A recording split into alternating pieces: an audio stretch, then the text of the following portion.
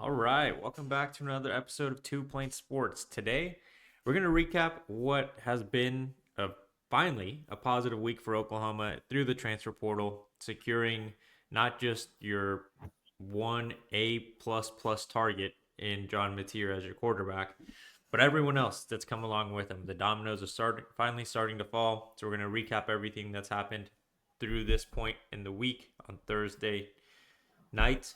Before we get into everything, make sure to like, comment, subscribe. You guys know the drill. Let's go.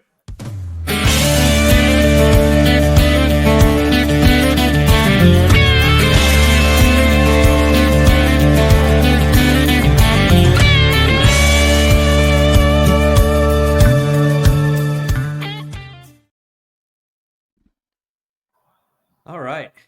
Finally, can all breathe a little bit of a sigh of relief because Brandon and I were talking about it a little bit ago. A week ago, some people were stressing out, and I'm not going to say who on this current recording was stressing out the most.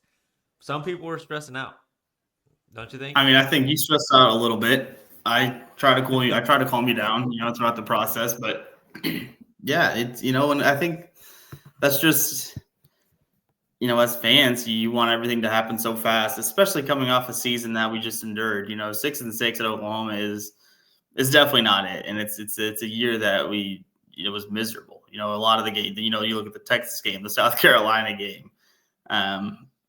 Who else kind of beat the hell out of us? Maybe that was it. But you lose a lot of football games, and it sucked. So when you're going to the offseason, you're expecting the immediate fix, and you're expecting guys left and right, constantly, and that's just not realistic. But if you would just waited a week, now things are looking pretty good. Yeah, no, you're not wrong. I definitely stressed out a little bit there. But let's talk about what has been happening instead of recapping our stress levels over the last week. We're going to start with the wide receiver room because that's the one where glaringly Oklahoma needed to rebuild that as fast as possible. And John Mateer, we had our video earlier this week, seemed to be the domino that Oklahoma needed to start getting those wide receiver commitments. And he picked up 3 so far this week.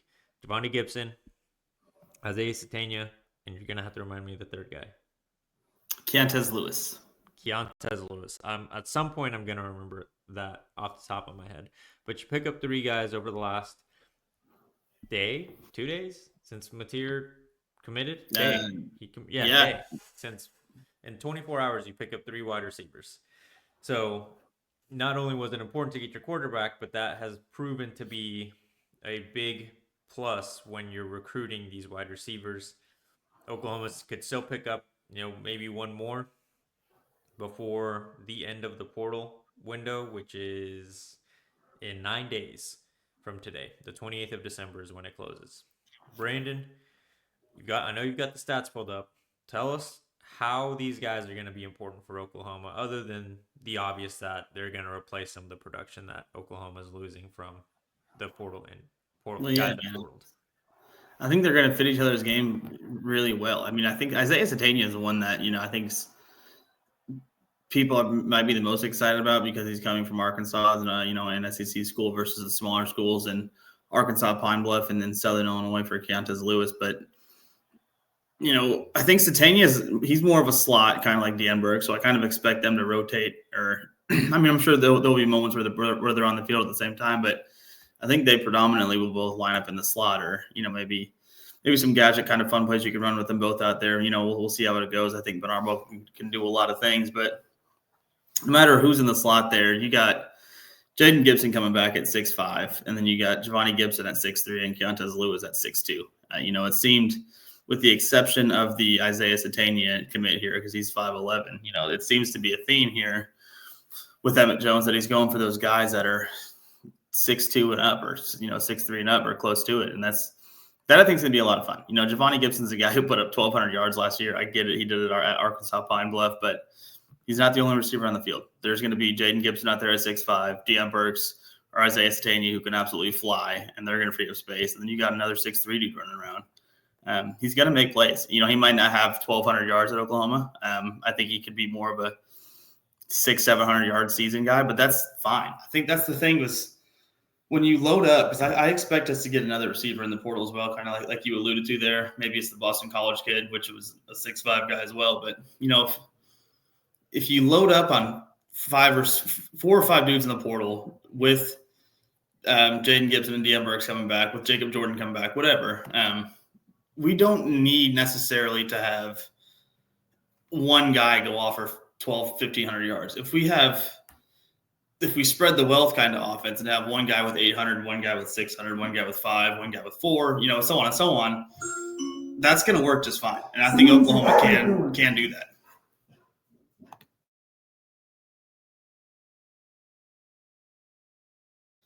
You're muted.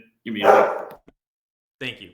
The biggest thing that people need to focus on with these three guys, or I guess two of them, with the exception of Isaiah, is that, like you mentioned, just because they come from smaller schools doesn't mean they can't produce at a high level of football. The way that you just have to think about it now in the world of college football is it's like taking a shot on a 4-star wide receiver coming out of high school. Kind of have that same gamble. If anything, it's a more secure gamble because the guy can play at a collegiate level. You just need him to make that step from small ball to SEC Power 4 football. I would say that's probably better than having to go try to gamble on a high 4-star, maybe even 5-star wide receiver sometimes, depending on who the player is. There's always a gamble in recruiting. Now, with this offense and Mateer being there, I would not be surprised if it's not the Boston College kid, Jared Brantley, I believe his name is. I would not be surprised if they try to start pushing for Chris Huston from Washington State. Hudson. Yeah, the Washington State wide receiver. He has taken visits, but Oklahoma hasn't been one of them. He hasn't committed anywhere. You could maybe assume that he was waiting to see where his quarterback was going to go to see if there was a possibility for him to join. If you can bring that guy in, have someone that John Mateer already has some chemistry with, you bring on those other three guys that we just talked about. You have two really promising wide receivers in Jaden Gibson and Deon Burks in this room already. This offense is going to be really fun to watch with Arbuckle calling plays now. Someone that's competent at the play calling role for Oklahoma. I don't know if the defense is going to have the same impact as it did last season. To have a defense that was put in bad spots and still somehow find ways to keep games close, and on one occasion versus Auburn to win the game. You don't need them to be that good.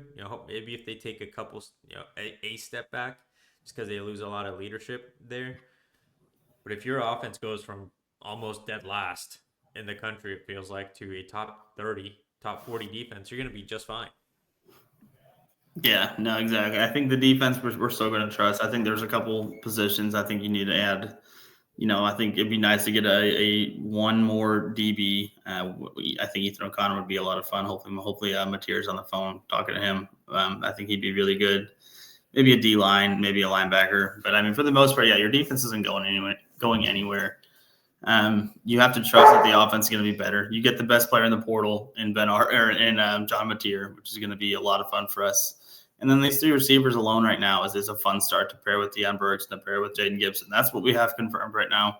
Like we said, I think we're going to get another one at some point down the road. I don't know who it is, but 4 transfer receivers, kind of let them battle it out. Let the best 4 to 5 guys, kind of play and rotate and get their goes. But I mean, I think the offense is going to be fine, and the defense is going to be fine. I think the hope among Sooner fans is starting to come back, but it's the hope that kills you. That's what they say in Ted Lasso.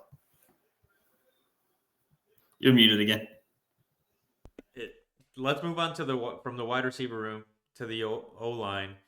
Oklahoma's picked up another offensive lineman, and what I would assume is likely the last offensive lineman of the transfer portal this offseason. So we picked up Luke Buklenko earlier this week. He was technically the second transfer commit in this cycle. Now you pick up offensive tackle, I already forget his name for some reason, Derek Simmons. Correct me if I'm wrong there, Brandon. Derek Simmons. Yeah. Derek Simmons. Again, another guy coming from a small school, but if you look at his offers, he was slated to basically go wherever he wanted. Oklahoma now has some options at the tackle spot, especially on the right side, where this last season you had Michael Tarquin and Spencer Brown, two guys that Spencer Brown really has not worked out. That you can't make that sound good in any way. He's had a bad season and probably not his proudest season. And then Tarquin's been up and down. He's had good times. He's had some really bad times out there. So hopefully with these two guys to hopefully compete it out for the right tackle spot, you I would hope at least, and maybe some people can differ in that the opinion. You have to just let the guys on the left side continue to develop and keep that starting spot because they did well to the end last season. You've got Everett, figure out the right side of your line. Now you've got two tackles to compete it out, and then decide on your guard play. Maybe one of these guys ends up moving into guard if it comes to it. Yeah, I mean, it's going to be interesting. I think everybody would agree, but the offensive line room was the worst group on the team last season. So I mean, I think anytime you add two tackles that have a lot of experience, I get one of them, in Blanco, coming from Stanford. He's got the P4 experience at least going for him. Derek Simmons is a guy that from Western Carolina, but like you said, he was very highly touted in this transfer portal. Had the opportunity to go pretty much anywhere he wanted. Got great size. I think he's like 6'6", 325. But at the end of the day, because I do agree with you. I think Ozida and Holland started to make their push and become solid players. I think Jacob Sexton pre that injury in the Ole Miss game was coming on, starting to play some pretty good football. We get him back too, but now if nothing else, Coach B has a lot of options. Whether it's Jake Taylor, Jake Sexton, both guys who were banged up last year coming back now.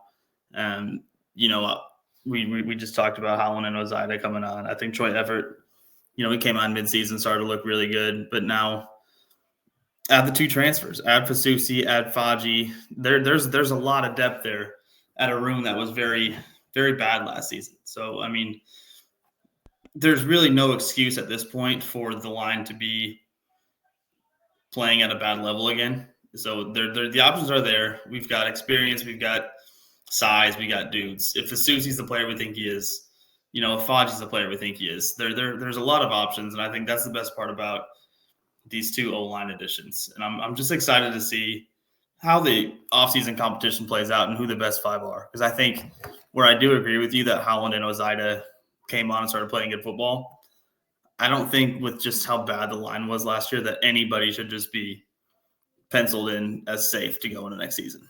I think you gotta have pretty much a competition for all five spots. That's going to be a conversation probably that'll last the rest of the offseason because you are right that the offensive line was easily the worst part of that offense, and that offense was god awful last year. So that speaks volumes. To be the worst part of a bad offense is not good. So it's got to change. To compare it to something, it kind of reminds me of the 2022 linebacker situation. Dealt with a ton of injuries. You were down to basically three guys to try to rotate in for what's usually like a 4 or 5 man rotation. So the linebackers were playing a ton of snaps. Danny Stutzman had a killer season when it comes to just general overall tackle numbers, but I'm sure he did not mind taking a few more breaks over the last couple of seasons in this defense. All right. Well, the week has been, like I said at the beginning, very good for Oklahoma after a very bad start, and probably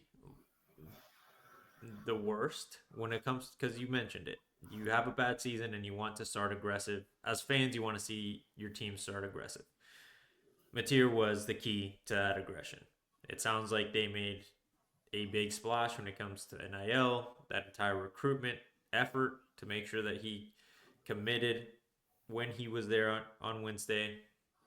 Now you just got to finish out over the next week, finish out this transfer portal class, get ready for the bowl game. Hopefully win that because you can't keep losing these bowl games. I know they don't really mean anything, but it does give you a little bit of a glimpse to what the future looks like, and it's nice to win these bowl games. At the end You of the can't day, lose to Navy.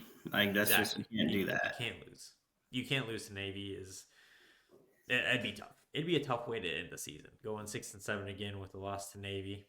If you lose It the Army, stresses it's out a the little more defense, but respectable. But if you lose the Navy, that's just tough.